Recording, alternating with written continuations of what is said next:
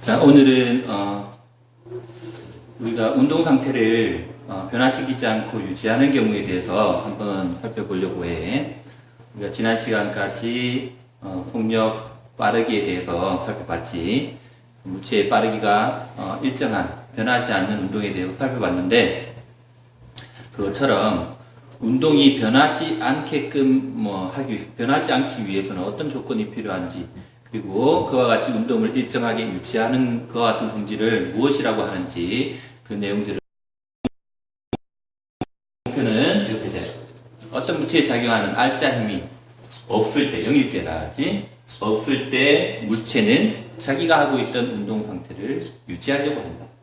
그걸 우리는 설명할 수 있어야 되겠지. 그걸 너희는 이제 모든 별로 몸으로 한번 표현해 봐야 되겠지. 모든 별 활동 시간에. 우선 이 내용을 알기 위해서는 아주 옛날의 과학자 중에 한 명인 갈릴레이의 머릿속으로 실험했던 사고 실험 과정을 한번 살펴봐야 된다.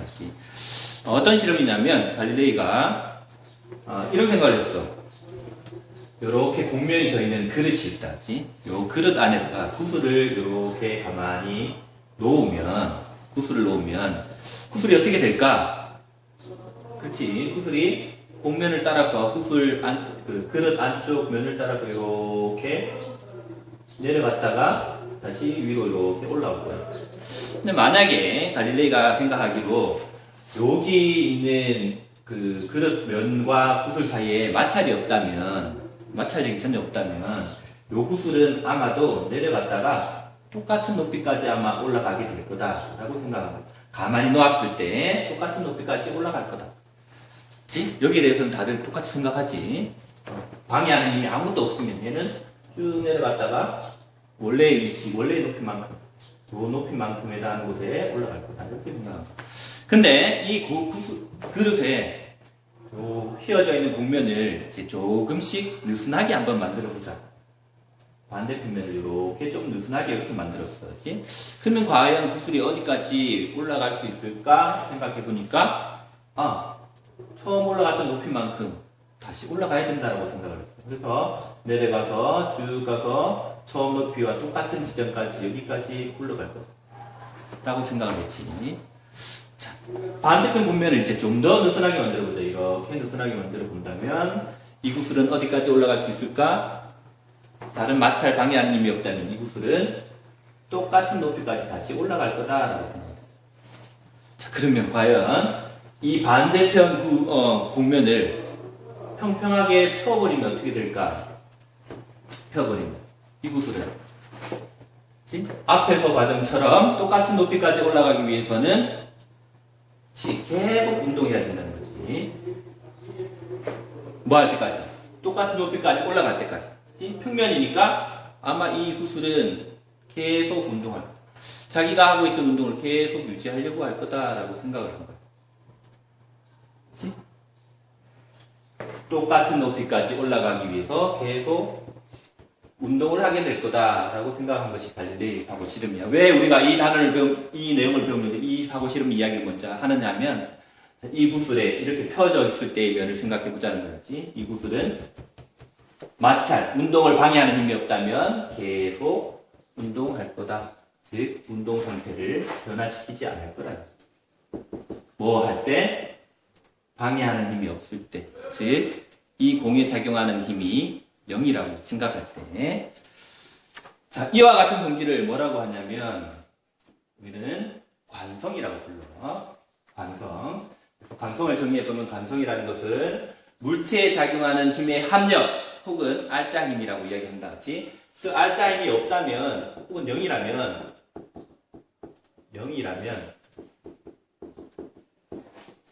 그 물체는 자기가 하고 있던 운동 상태를 계속 유지하려는 성질을 가진다. 이것처럼 계속 일정한 운동 상태, 즉 방향도, 빠르기 속력도 일정하게 유지하는, 변하지 않는 운동을 하게 될 건데, 그와 같은 성질을 운동하는 물체가 가지는 성질 관성이라고 우리는 정의를 했다는 이야기입니다. 그렇다면 R자 힘, 그 물체에 작용하는 힘의 합력을 다 더했을 때 그 힘이 0이라면 정지해 있던 물체는 어때야 돼? 운동 상태를 변화시키면 안 되니까, 유지해야 되니까, 그렇지. 계속 정지해 있어요. 정지해 있던 물체는 방향도 바꾸면 안 되고, 빠르게 바꾸면 안 돼. 0인 상태를 계속 유지해야 돼. 운동하고 있던 물체는 어떻게 될까? 운동하고 있던 물체는 마찬가지 운동 상태를 변화시키면 안 되니까 멈추면 안 되겠지? 계속 운동해야 돼. 그래서 방향도 변하면 안 되고, 일정한 방향, 그 다음 빠르게도 변하면 안 돼. 운동 상태를 유지해야 되니까.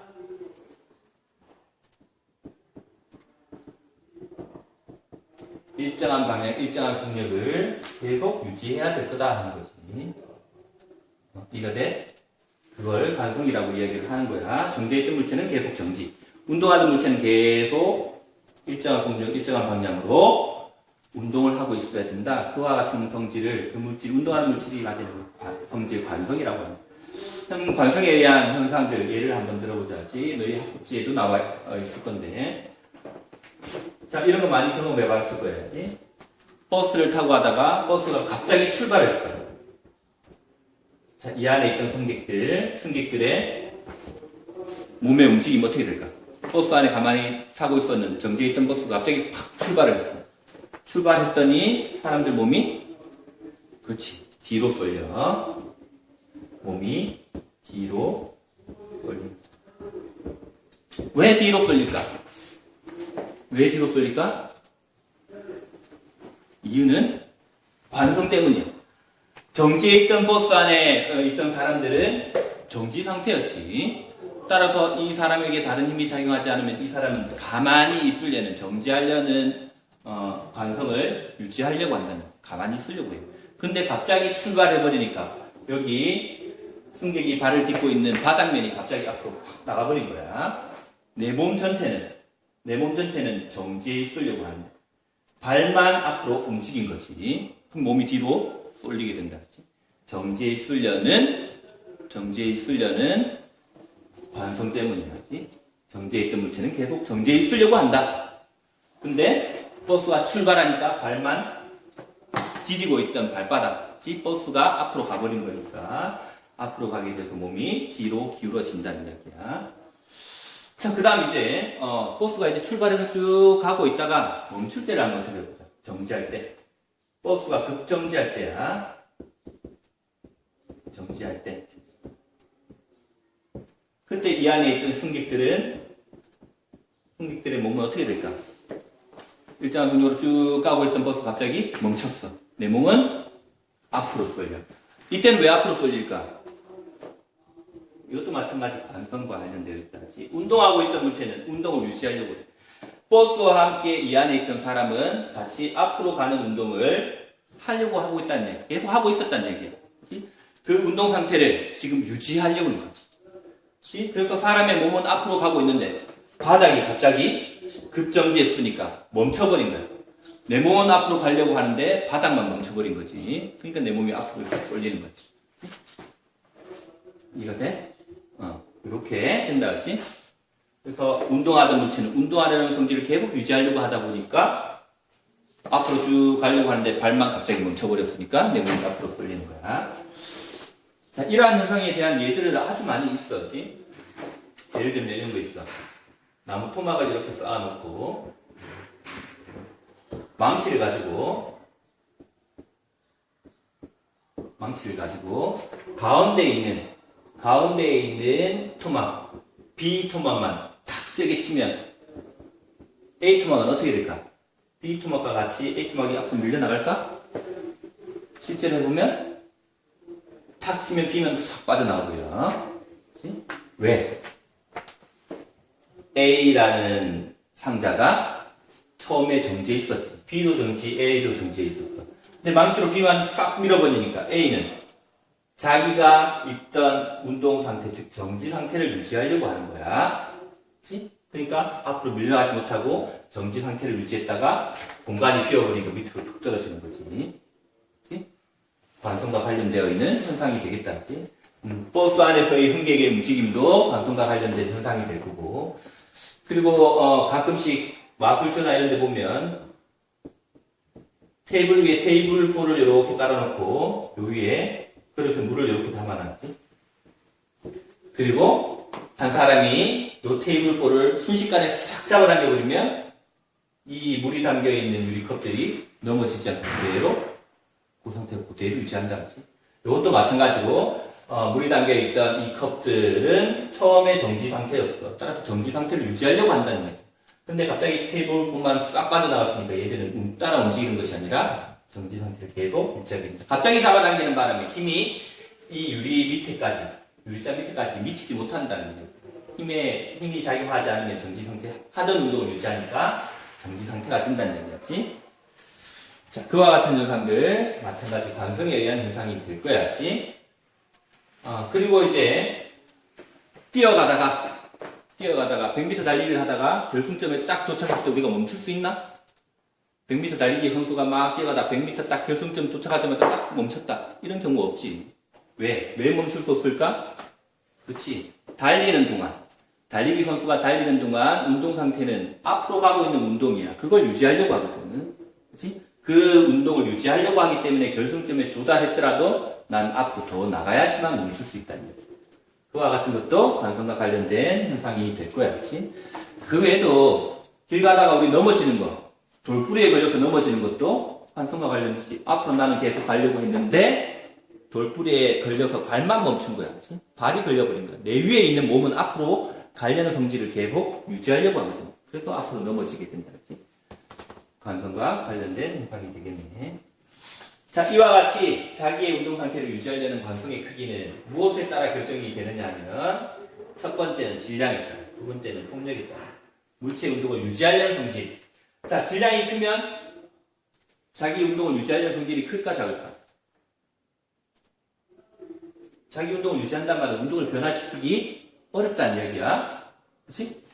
여기에 트럭이 한 대 있고 여기에 자전거가 한 대 있어.